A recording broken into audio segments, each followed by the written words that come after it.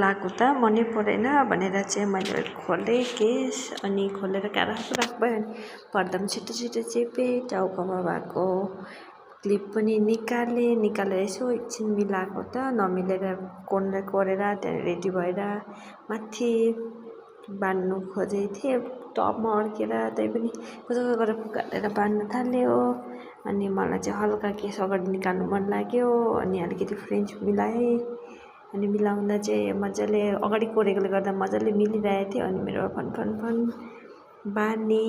बानिसकेर चाहिँ बिचमा equal divide गर्नु हुनुपर्छ अनि हाफ चाहिँ अगाडि लिएर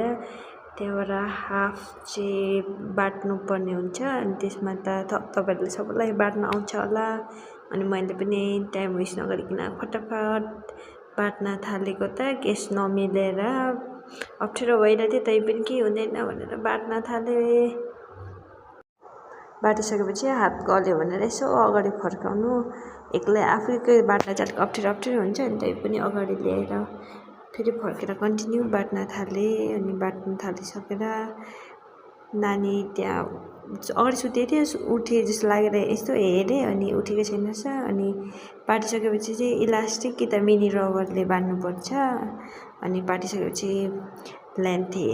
अलिकति हेर्नुपर्ने हुन्छ अनि मैले हेरिवरि फेरि टाइम वेस्ट नगरिकन फर्केर अर्को पनि बाट्न थालेँ।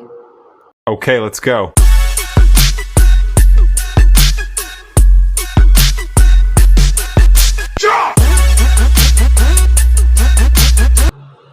बाट्नु थालेको त बाट्नु नसकिकन नानी छोरा उठ्यो अनि छोरा उठेपछि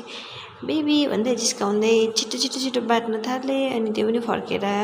मिनी रबरले बानेँ अनि बानिसकेपछि कस्तो भएछ भनेर अलिकति हेरेँ अनि नानी साह्रै रुँदै थियो र उठाएँ अनि